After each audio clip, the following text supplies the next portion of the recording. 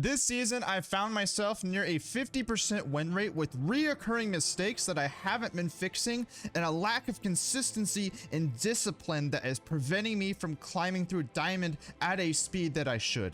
I have to take a good, long, hard look at myself and figure out what are my priorities, what are my goals with this series, and just with League in general. So I sat down and reflected, and I came up with about 7 things that were on my mind that are my real overall goals for this series and things that I want to improve this season. All 7 of them coming in order, one after another. First of all, I want to reclaim my form. And what I mean by this is how I play and how I just approach the game. I used to be hovering around high elo very consistently, but nowadays I really just struggle to do much more than peak at Grandmaster for about a week before I fall down to Diamond for months straight. And this mostly has to do with poor mental, a bad attitude, bad habits built over the years, and a lack of seriousness and consistency that I used to have. It was really just a lot of motivation that drove me to be consistent and to constantly improve, but I don't have that growth mindset anymore. That is what I'm trying to reclaim. That is what I want to have this season once again. I'll reveal what my other 6 goals are as the series progresses, but where I stand right now, I'm nowhere near achieving them, so I need to just focus on this, and it starts right now.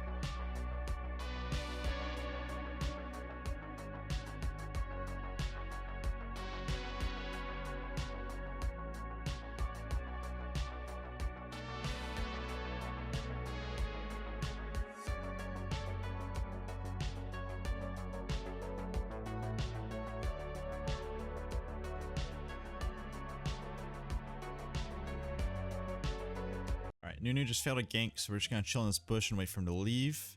Yeah, we have a good angle to kill bot lane here. They're all low HP. Feel free to clear that ward all you like, good sir. Let's wait, we can actually maybe sneak in this bush here, just a little bit behind him, and maybe just chase him down in his jungle, or oh, he just doesn't know we're here. He just straight up just did not know.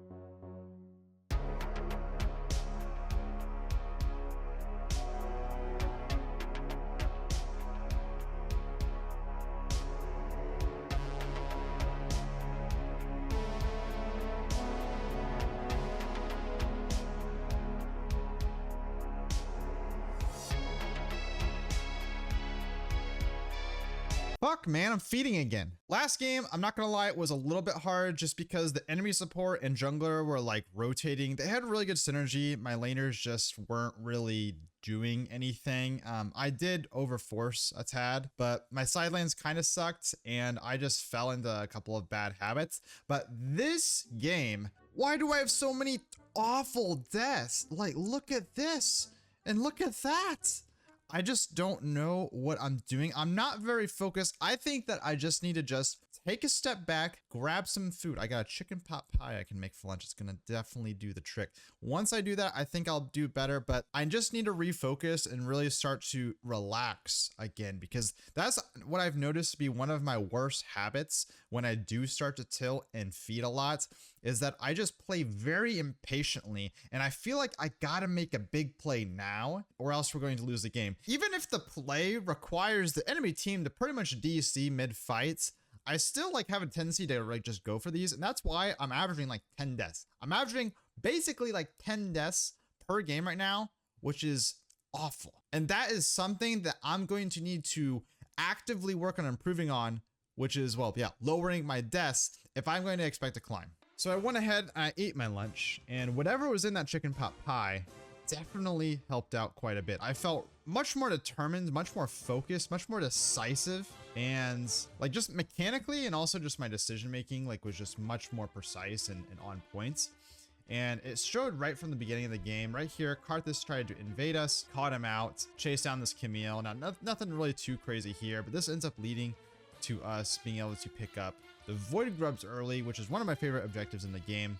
One thing I actually do want to point out, you'll notice how when I'm doing the Void Grubs, I actually get them all low HP before I kill any of them. And that's because Warwick's W passive obviously gives you much higher attack speed and DPS if you're attacking something that's low HP. So when the Void Grubs get a shield, you're still going to get that attack speed bonus, which is, yeah, it's just a kind of a cool thing you can do. I wouldn't do that if you're worried about getting it stolen. If you're just trying to do it as fast as possible, that is the way to go about it in Warwick, because you're going to maintain that attack speed bonus while the Void Grubs have a massive shield. This leads into me seeing bot lane overextend while I was taking the Scuttle Crab, so I decided to roam down, pick up an easy double kill, and Seraphine was spam pinging me to give her the kill, and I was thinking, yeah, I can, nah, I'm gonna take it for myself. It's kind of cute for her to ask for it, but honestly, I'm going to try to take all the kills that I can get if I think that I can carry the game, and right now I have a lot of confidence that I can carry. I'm really strong versus the enemy team comp, so this is a game where I'm just going to just try to put myself in a position where I can 1v9 as hard as possible.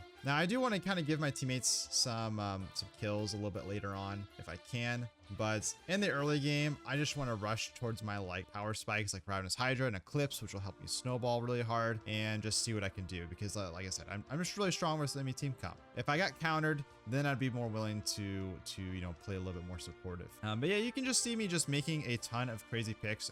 I'm kind of going a little bit too aggressive here, honestly, in my opinion, at least when looking back at this VOD. Like, the game is pretty close, so I'm kind of risking it all here, but I do have a lot of confidence against the enemy team comp. But this is honestly where a lot of my throws come from, so I do need to be a little bit more careful moving forward. Now, this situation was very interesting. You can see I'm getting charged at by the entire enemy team, and I was just thinking I'm gonna ult away here, but I held my ultimate just to, I don't know, just to kind of like see if I felt pretty safe. I was just wanting to see like if anything happened, but I'm kind of stuck behind the Baron pit and they're not committing on me, which gives my team time to rotate, and I'm able to just heal up all the Baron. So when Zyra just walks up here, I just ult her, heal back to full HP, and then Victor comes in, plops his ultimate on the ground, gets a triple kill, and this game was completely even, now completely swung in our favor as we pick up 3 kills, get the Baron. This allows us to just, well, simply end the game, actually. Plus 24 LP, 99 LP Diamond 2 kind of sucks, but you know, with the new system, it's not really a big deal. There's no promos and everything, so we're okay. But that actually ended up being the last game of the day for me, which was a bit of a shame because, like I said, I was playing really well.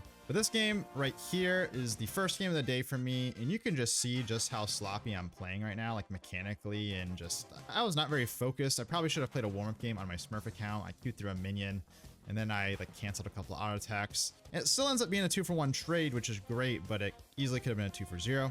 And right here, you remember how I said that you should only do this Void Grubs trick on Warwick when the Void Grubs aren't being contested by the enemy team? Well, here's why. I do manage to secure them, but I get Clapstone and die, which really isn't worth it. I think I'd rather just take, you know, like secure 1 or 2 and then leave without dying by taking the Void Grubs a little bit quicker than, yeah, just sitting around and waiting to kill all of them like that. But I don't know, not the end of the world, I suppose. It still ends up being a win, but I think in general, avoiding deaths in the early game has a pretty big impact on how the game progresses throughout the mid game. As you can see right here, we're getting kind of just smashed all around. Not entirely my fault. I was getting invaded quite a bit from the Kindred and my lane just didn't have prio.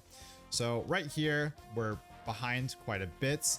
So with Smolder bot lane, we're in a 5v4 position. So I'm really just trying to like force an objective just to try to get some angle where we can create a winning team fight.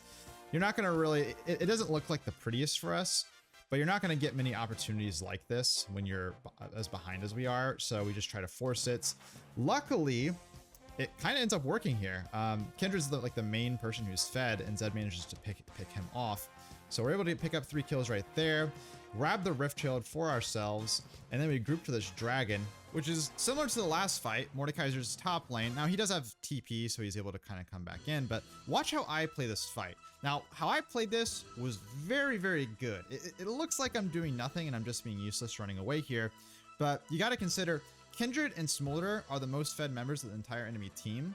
So by drawing their attention and running away from this fight and just disengaging, I'm essentially preventing like all of their damage from joining the fight until halfway through, which allows us to pick up a couple of free kills, and it just leads to a clean 4-for-0 in a fight that we had no business winning, which still leads us kind of feeling behind, to be honest, just because the entire enemy team comp is really, really hard for us to deal with. But you know, we're getting a lot closer. Right here, I try to make a pick on this Twisted Fate, which honestly I still think was the right call. Bard just needed to land that stun, and that like really screwed things up. And after I died there, we really lost the tempo that we managed to regain in the last couple minutes, and people were just kind of getting caught left and right, and we very quickly just lost everything that we managed to get back in a very short amount of time. And like I said, I mean, team comp is very hard to deal with, for us to deal with. Right here, we are able to make a couple picks, which looks good, but my teammates just kind of just went in too much when like I can't join the fight. I have no ultimate, I have no health, I have no abilities, so there's nothing I can do. Same with Swain, and we ended up just kind of getting rolled in the second half of the game here. But this leads into the last game of today's video, where I'm invading this Brand in his jungle, flash on top of him, secure the kill, all is looking good. I'm getting collapsed on by this Yasuo with the Cassante, so I'm trying to like escape without dying here, obviously. Bard comes to help and just draws the attention of the Yasuo, and he's able to flash away, so everything is looking good. And I decided to just go ahead and just start hitting this Cassante because I'm just stronger than him. Bard's also nearby. So I want to keep whacking him, see if we can maybe pull off a kill here. I actually get pretty close, but I decided to just back off at the end of the day, even though he's really low HP because he has his 3rd Q up. And I do something I normally don't do, which is I utilize the pressure I was able to generate off of harassing Cassante, forcing him to recall, and use this prio to get a neutral objective. In this case, the Void Grubs. I have a tendency to overforce and overcommit for kills. I think I just see kills as too important for early game leads. In reality, sometimes you can just harass opponents, win over an area, get a neutral objective, and get a lead that way. And that's something that I really need to do more because I'm just too kills focused, while also being too careless in my own deaths. And that's just really where I get in trouble. I average like nearly 10 deaths a game in solo queue, which is absolutely absurd. I don't know anyone that dies as much as I do in solo queue, and that's kind of why like half my struggles are where I'm at. Even though I'm able to accumulate a lot of kills, like the kills that you're seeing right here. So starting off really good. I also like to sneak in free kills wherever I can, where most people will just turn towards the objective and call it a day after getting that pick in the mid lane. But I saw that I could kill the Brand, so I went for it. And that perfectly reflects my play style and my philosophy of League of Legends, especially in solo queue. When I'm able to go for a winning play, I try to win as hard as possible. I'm not just happy with winning a little bit. I try to win as much as I can. So I'm always pretty good at sneaking in some kills. Although sometimes I definitely need to dial it back a little bit and make sure I don't throw, because that happens sometimes. But if I'm playing smart and I'm focused, then I'm gonna be able to go for these picks without, just completely just throwing the entire game away. Right here is another good example. I'm able to make a key pick on Yasuo when a lot of times, you know, most people probably won't go for that. And it's just extra gold. It's extra snowball. Yeah, that's basically what I try to do. Anyways, fast forward a little bit. There's a fight topside, and I find myself in a 1v2 situation, but I'm fed. Like, you can just see my build right now, and it's Cassante Janna. They're not going to deal much damage to me. But I am going Glass Cannon Warwick, so surely I die to the turret shot here, right? No, that's what makes this build so broken. You heal a ton, and your E just gives you all the tankiness you need. So I'm able to survive that situation, even though it looks like that there's no way in hell I should be able to survive that. But yeah, fast forward a little bit. Kind of just have like a two for two situation over here, but this leads to us being able to crack open this bot lane turrets. And now we find ourselves in just a simple 3v3 skirmish, but it's a fed Warwick and a fed Aatrox versus, well, I mean, they got some OP champions, but yeah, they're behind. So me and Aatrox, we just out heal everything. They're just not going to deal enough damage, period, to us. So we're able to just wipe the floor with them, get a clean ace, get a clean win. And we managed to find ourselves in Diamond 1 Elo. Although I do want to point out that that game was still filled with a lot of misplays and just terrible judgment calls, with me getting caught out trying to save my Bard, or just getting tilted that my teammates got caught out and then I get caught out. Still a lot of bad habits. I'm not fully informed like I'd like to be, but there's improvements. I'm still making progress. I'm more focused, and I'm actually able to make more proactive and decisive plays. And that's going to be the key in my journey here, is that I'm constantly just doing better and better each time. I don't need to be at a high challenger level right from the get-go, but what's absolutely imperative is that I develop a growth mindset and maintain a growth mindset so that I can progress to the goals that I have set forth. If you liked this video, click this button. If you didn't, click this one instead. Thanks so much, guys, for watching Chasing Challenger, and I'll see you again.